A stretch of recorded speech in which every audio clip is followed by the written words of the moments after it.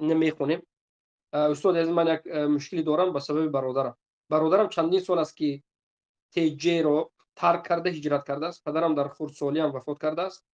مادرم به همین نزدیک وفات کرده است. خلاص من تنها هستم، کسی ندارم جز برادرم و اونم که نیست. اما از امنیت مرا به سبب برادرم اذیت میدهند. حتی چندین روز پشت پنجره بودم. من 17 ساله هستم. استاد من میتونم به تنهایی هجرت کنم بی محرم؟ امک‌هایم همه اش از توحید دور هستند. آنها نیز اذیتم میکنند. یگان مصلحتم میدادین. استاد خیلی زیاد خیلی نیاز دارم. البته که این یک مشکلی است. ببینید یک دخترچه‌ای خردسال رو این لشکری طاغوت، این خوبسایی که خودش با مسلمان میگه، همین KGB، این منیسه های مشرک کافر هیزم جهنم، لشکری طاغوت، اینها با میگه که این زن طلاق های کفار مشرکین که جنازه برای اینها حرام است، اینها را مسلمان گفتگی کافر است. این خوبسای زن طلاق های زندگی حرام و حرام خوران و مشرکین یک دخترچه 17 ساله را برده به خاطر دیگر کس، به خاطر یگان کمبودی گناه خودش نیست، به خاطر گناه دیگر کس به پنجره میاندازند، اذیت میکنند. بعضی از این خوبسا زنی 90 ساله را هم برده اذیت میکنند. خواهد تجاوز هم میکنند. چیکار خواهد میکنند؟ و ما به بالای شما عقاب الله، جزای الله، عذاب الله دعا میکنیم و انتظار هستیم. الله خودش همون خیلی که مناسب شما خوب است، جزای شما را در این دنیا و آخرت بده.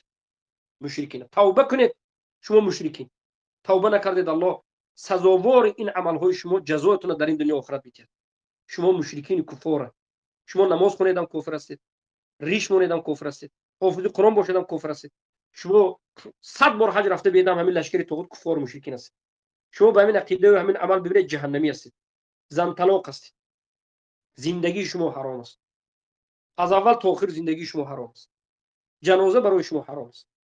اینها را مسلمان گفتگی آدم هم دیده و دونسته کفر است. توبه کنید. ظلم بس کنید. به بالای مردم مسلمان ظلم بس کنید. دستانتون خشک باد. الله خار و ذلیلتون بکشه شما خوبسای کفار. لیکن آیا به تنهایی هجرت کرده میتونه؟ دخترچه 17 ساله رو ما چی بگیم؟ سبحان الله. از یک طرف این مصیبت، از طرف دیگر مصیبت. به یگان خواهر دیگر مسلمان، به یگان برادری همون گرد اطراف، یگان حق همسایه، یگان مسلمان این حالت، این وضعیت با خبر بکنید. یگان مسلمان دیگر که گپ زنید، البته آیسته مشورت کنید، یاری کنند این و آن، به یک دو سه نفر پیدا شوند، روید به روسیه، روید به دیگر جا، روید همراه خواهرها.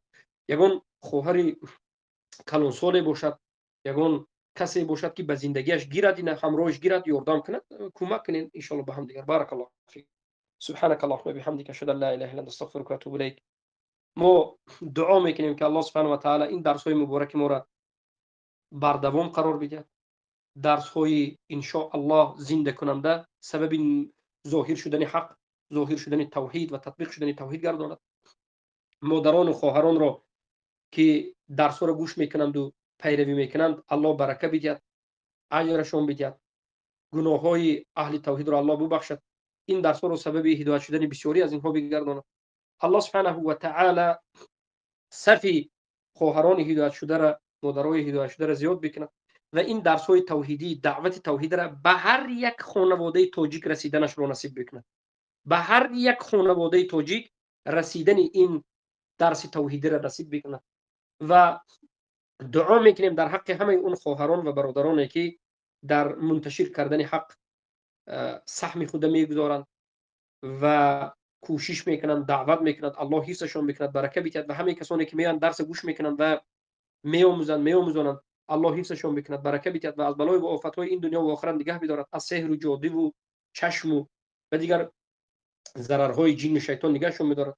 الله سبحانه و تعالی زندگی زیبا، صالح و صالحه، آرام و پاک و با برکات و دور از مصیبت و بلاها را الله سبحانه و تعالی به هر یک ما شما نصیب کنه. سبحانك اللهم وبحمدك اشهد ان لا اله الا انت استغفرك واتوب اليك. باقی مانده خود شما خوارو با هم دیگر صحبت بکنید. السلام علیکم و رحمت الله.